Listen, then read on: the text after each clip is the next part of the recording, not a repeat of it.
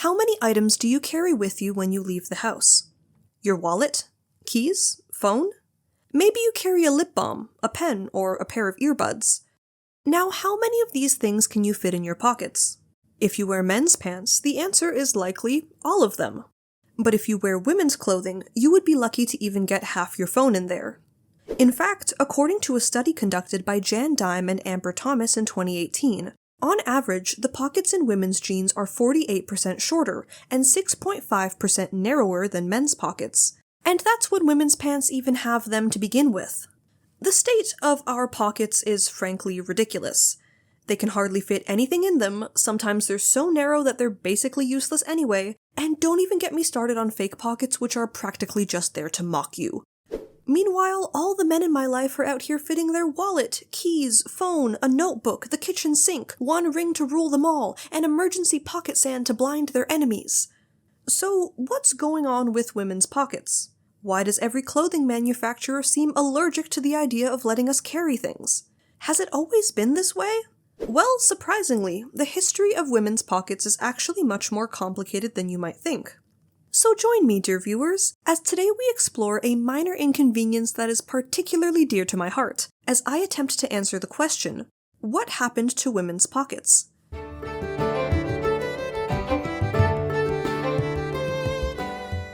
Humans have been finding ways to carry things around with them since pretty much the beginning of civilization. Prior to the invention of the modern pocket, people would keep their possessions in small pouches attached to their belt or tied around the waist. Now, I'm not going to go into the entire history of bags, because there's hundreds of different versions all across cultures and fashions throughout the world, and if I did, we would be here all day. However, the important thing to know for the purposes of this video is that integrated pockets, where pockets are sewn directly into a garment, started showing up around the 16th century. As tailoring methods grew more advanced, pockets could soon be found in men's breeches, jackets, and anywhere else that you wanted them. By the 17th century, they were a fact of life. But this was not the case for women's clothing. Now, pockets for women did appear briefly throughout this time. Some would sew them onto the skirts of their gowns, with notable figures like Queen Elizabeth I having pockets added to her more casual garments. But for the most part, throughout the 16th century, as men gravitated towards integrated pockets for carrying things, women largely continued to use pouches and satchels. This would all change, however, during the 1700s, with the rise of the tie-on pocket. If you've ever heard the nursery rhyme, Lucy Locket lost her pocket, and wondered, how the hell does someone lose a pocket? Well, it was referring to one of these. These large independent pockets would be worn between the layers of your clothing, over top of the petticoat but beneath the overdress, and were accessed through slits in the side of your gown. They were easy to make with any spare fabric, and since women were often making them themselves, they also sometimes came with decorative embellishments like embroidery. Not only did these pockets finally allow women a convenient way to carry personal belongings, but the concealed nature of tie-on pockets meant that your valuables could be kept safe and out of sight. And best of all, they could be as large as you wanted, and it was glorious! According to the measurements of surviving tie-on pockets, many could be as big as 40 by 30 centimeters. I'm one of those people that packs their purse full of supplies for every scenario possible, so you know I would have been carrying anything I could cram in there.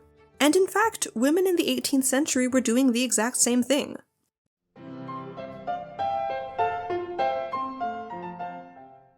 So what did women keep in their pockets?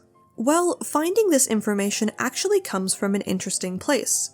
The contents of one's pockets weren't exactly a topic that people recorded in personal journals or letters, so a lot of the written accounts that we have come from police reports. For those living in urban centers, pickpocketing was a common threat. Thieves usually worked in groups, with a typical operation involving a few people to hold down the victim while another cut their entire pocket right off. The items that were stolen would then be listed in the police report, giving us insight into what people were carrying back then. For the most part, pockets, and by extension their contents, were representational of women's growing independence and visibility within the public sphere. Money, for example, would have been carried by women of all social classes, whether they were paying or collecting rent, or keeping it to go shopping. By the long 18th century, women were increasingly running their own households, and the contents of their pockets reflected this. Items like tools for sewing, keys, scissors, notebooks, and, of course, money, show that they were well equipped for a variety of domestic tasks at a moment's notice. Women who were involved with running businesses or doing trades might have also carried items specific to their occupation. Pockets were also a great place to keep personal items. Keep in mind, most people shared a bedroom at this time, whether they were married, living with a family member, or renting with someone else at a boarding house, meaning that pockets, especially for women, were one of the few places where they could ensure that things were kept private. For example, one might use them to store a diary, or items for personal grooming. Pockets were also a place where many kept their valuables, like jewelry, perfume, snuff boxes, or watches. Because of this, it was also common for women to store their pockets underneath their pillow while they slept, to ensure that it was secure at all times.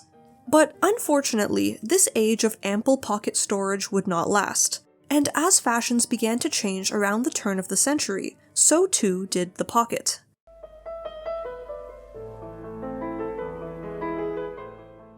The popularity of the handbag is often blamed for today's female pocket peril, but the story is not that simple. Our current pocket disparity is the result of multiple issues with changing clothing styles, the fashion industry as a whole, and attitudes towards women's place within society. The start of the 19th century would see fashions for women take on a new silhouette.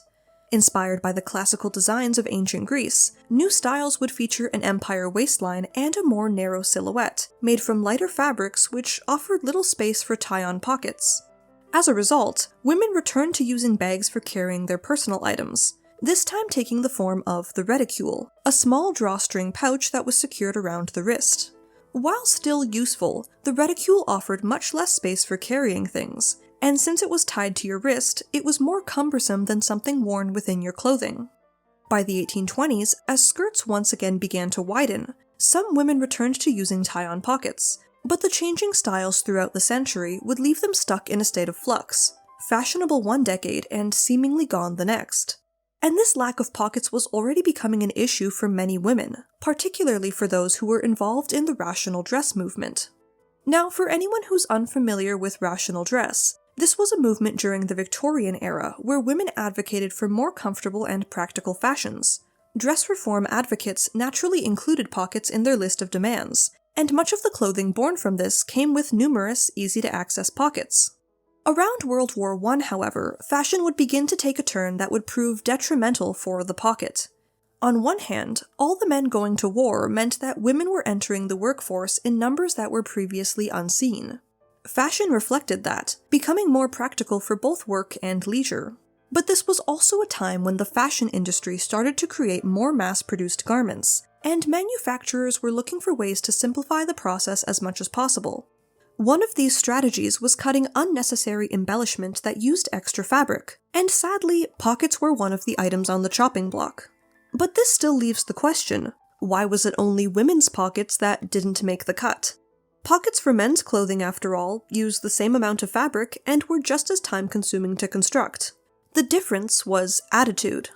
Although women of all classes were making great strides in terms of legal rights and having agency over their own lives, the prevailing social attitude was still that men were expected to take a more active role in society, and thus their clothes were made for utility rather than pure aesthetics. Women's fashions were often more form-fitting, and some designers believed that the addition of pockets would bulge the fabric in an unflattering way, ruining the overall silhouette.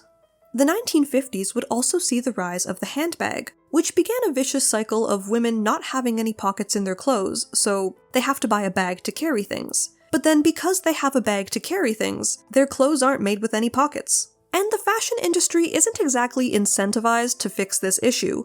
The handbag market makes billions of dollars every year. And now, here we are. Women may have started wearing pants, but the clothing made for us just isn't treated the same way that men's clothing is. We may have been granted our pitiful pockets, but they can't fit my wallet or phone, and half the time they can't even fit my car keys. And with fast fashion streamlining clothing production even further, the problem only seems to be getting worse.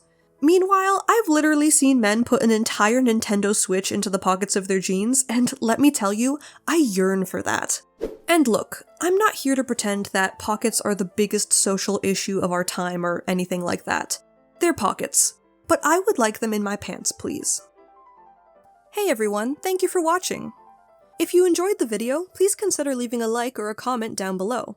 If you want to see more content like this, you can also subscribe to my channel and keep up to date on all the fun history videos of the future. But for now, I bid you farewell.